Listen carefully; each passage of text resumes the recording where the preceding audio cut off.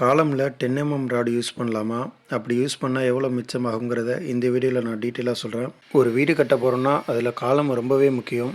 நம்ம எத்தனை floor construction பண்ணாலும் அந்த மொத்த வெயிட்டிங் கேரி பண்ணி இந்த காலத்து வழியாக தான் ஃபவுண்டேஷன் கிரவுண்ட் லெவலுக்கு லோடு டிஸ்ட்ரிபியூட் ஆகும். பில்டிங்லேயே ரொம்ப முக்கியமான போர்ஷன்னா இந்த காலம் தான்.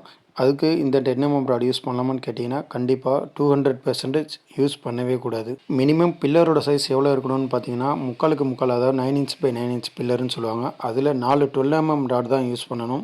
காலத்துக்கு மெயினாக 12 ராடு தவிர 10 ராடு யூஸ் பண்ணவே கூடாது. இந்த வீடியோ நான் ஏன் இன்றைக்கி பப்ளிஷ் பண்ணுறேன்னா, நம்ம ஏரியாவில் ஒரு கன்சல்ட்டிங்க்கு போயிருந்தேன். அதில் ஒரு 10 லட்ச ரூபா லெவலுக்கு பேஸ்மெண்ட் செலவு பண்ணி கன்ஸ்ட்ரக்ஷன் பண்ணியிருக்காங்க. அதில் உள்ள எல்லா காலமே பார்த்தீங்கன்னா 10 ராடு தான் யூஸ் பண்ணியிருக்காங்க. இது ரொம்பவே தப்பான விஷயம். 10 ராடுங்கிறது காலத்துக்கு யூஸ் பண்ணவே கூடாது. 10 ராடு 12 ராடுக்கும் பெரிய ரேட் டிஃப்ரென்ஸ் வரவும் வராது. அதனால் நீங்கள் மேக்ஸிமம் 10 யூஸ் பண்ணாமல் மினிமம் 12 ராடாச்சும் காலத்துக்கு யூஸ் பண்ணுங்கள். உங்கள் வீடு கட்ட எந்த காலத்துக்கு எத்தனை கம்பி வரணுங்கிறத தெரிஞ்சுக்கணுன்னா நீங்கள் ஸ்ட்ரக்சரல் டிராயிங் வாங்கினாலே அதிலேயே எல்லா டீட்டெயிலும் இருக்கும்.